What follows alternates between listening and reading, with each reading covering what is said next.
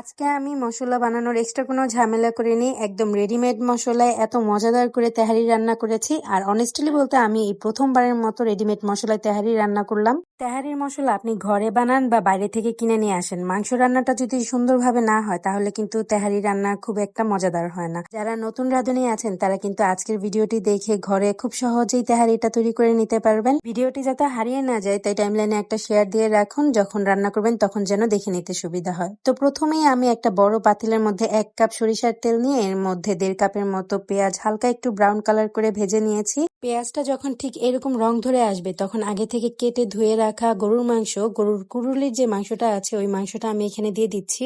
আপনারা চেষ্টা করবেন গরুর রানের মাংসটা ইউজ করার। এখানে আমি 1.5 কেজি পরিমাণে মাংস নিয়েছি। এরপর এর মধ্যে স্বাদ মতো লবণ দিয়ে খুব ভালোভাবে হাই হিটে নেড়েচেড়ে একটু মিশিয়ে নিব।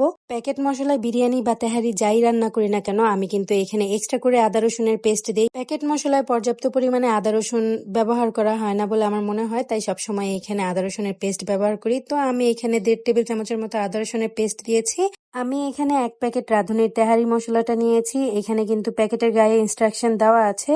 প্যাকেট মশলা দিয়ে আমি যাই রান্না করি না কেন তাদের ইনস্ট্রাকশন অনুযায়ী আমি কখনোই রান্না করি না। এখানে আমি আমার কিছু না কিছু অ্যাড করি। তো আমি এখানে প্যাকেট মশলার 1 প্যাকেট পুরোটাই দিয়েছি। এরপর এখানে 1 কাপ পরিমাণে টক দই ইউজ করেছি। এখন টক দই আর মশলাটাকে গরুর মাংসের সাথে খুব ভালোভাবে মিশিয়ে নেব। মশলাগুলো মাংসের সাথে খুব ভালোভাবে মেশানো হয়ে গেলে ঢাকনা দিয়ে ঢেকে আমি এই মাংসটাকে কষিয়ে নেব। আমি কিন্তু মাঝে মাঝে ঢাকনা তুলে একটু একটু করে নেড়ে দিয়েছিলাম। যখন মাংসের গায়ে থেকে তেল ছেড়ে আসবে তখন আমি এর মধ্যে দিয়ে দিয়েছি 10-12টা কাঁচামরিচ। আর কাঁচামরিচটাকে আমি একটু ফেলে দিয়েছি যাতে ঝাল ছড়ায়। এরপর এইখানে আমি কয়েকটা আলু ছোট ছোট করে কেটে দিয়েছি। আমরা বিরিয়ানি তেহারিতে আলু খুবই পছন্দ করি। প্লেটের মধ্যে মাংস না পড়লেও চলে, কিন্তু আলু আমাদের থাকতেই হবে। এরপর সবকিছু একসাথে আবারও একটু ভালোভাবে মিশিয়ে নিয়ে মাংসটাকে সিদ্ধ হওয়ার জন্য এখানে আমি 1.5 কাপের মতো ফুটন্ত গরম পানি দিয়েছি। আর আমি মাংস সিদ্ধ করার জন্য সবসময় ফুটন্ত গরম পানি ব্যবহার করি, এতে করে মাংসটা একদমই সফট হয়ে যায়। তো মাংস যখন একদমই সিদ্ধ হয়ে যাবে আর এরকম তেল ছেড়ে আসবে তখন এর মধ্যে আমি আগে থেকে ধুয়ে রাখা 1 কেজি পরিমাণে পোলাও চাল দিয়ে দিচ্ছি। 1 কেজি পরিমাণে বা তার চেয়ে কম পরিমাণে পোলাও চাল দিয়ে তেহারি বিরিয়ানি রান্না করলে আমি সরাসরি মাংসের সাথে পোলাও চালটা মিশিয়ে নিই। তেহারি বা বিরিয়ানি রান্নায় যদি 1 কেজির বেশি পরিমাণে আমি পোলাও চাল ব্যবহার করি সেক্ষেত্রে পোলাওটাকে আলাদা করে রান্না করে নিই। আমি যেই পাত্র দিয়ে চাল মাপি ওই পাত্র দিয়ে পানি ব্যবহার করলে পানির রেশিওটা সুন্দরভাবে হয়। তো যেই পাত্র দিয়ে আমি চাল মেপেছি ওই পাত্রের দ্বিগুণের চেয়ে সামান্য একটু কম পরিমাণে ফুটন্ত গরম পানি আমি এখানে দিয়ে দিয়েছি আর দিয়েছি এর মধ্যে স্বাদ মতো লবণ। এখানে আমি সামান্য একটু গুঁড়ো দুধও ব্যবহার করেছিলাম যা ভুলে স্কিপ হয়ে গিয়েছে।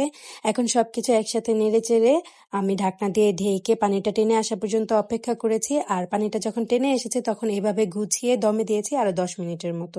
10 মিনিট পর ঢাকনা তুলে আমি এগুলোকে আরো একবার নেড়ে দিচ্ছি। এই পর্যায়ে নিচের চালগুলো উপরে আর উপরের চালগুলোকে নিচে দিয়ে দিয়েছি যাতে সমানভাবে ভাপটা হয় আর সবগুলো চাল সমানভাবে ফুটে। এরপর এর মধ্যে আরো 4-5টা কাঁচামরিচ সামান্য একটু কেওড়া জল দিয়ে ঢাকনা দিয়ে আরো 5 থেকে 10 মিনিটের মতো দমে দিয়েছি। এ পর্যায়ে যদি আপনারা দেখেন আপনাদের চালটা ফুটে নেই সেই ক্ষেত্রে আপনারা কিন্তু সামান্য একটু গরম পানি দিয়ে আরো 5 থেকে 10 মিনিটের মতো দমে দিয়ে রাখতে পারেন। অনেক সময় দেখা যায় চালের দ্বিগুণ পরিমাণে গরম পানি ব্যবহার করার কারণে চালগুলো একদম নরম হয়ে যায়, সেজন্যই আমি সামান্য একটু কম পরিমাণে পানি দিই যাতে চালগুলো ঝরঝরে থাকে। আর ঝরঝরে থাকলেই কিন্তু পোলাও বিরিয়ানি তেহারি খেতে অনেক বেশি মজাদার লাগে। তো কালকে যেহেতু শুক্রবার মানেই সবার ঘরে ঘরে ভালো মন্দ কিছু খাওয়া দাওয়া। তো আপনারা যারা তেহারি বা বিরিয়ানি রান্না করতে চাচ্ছেন আপনারা কিন্তু রেডিমেড মশলায় খুব ইজিলি এই প্রসেসে তেহারি রান্না করতে পারেন। ভিডিওটি আপনাদের কাছে কেমন লাগলো জানাবেন। Thanks for watching. আল্লাহ হাফেজ।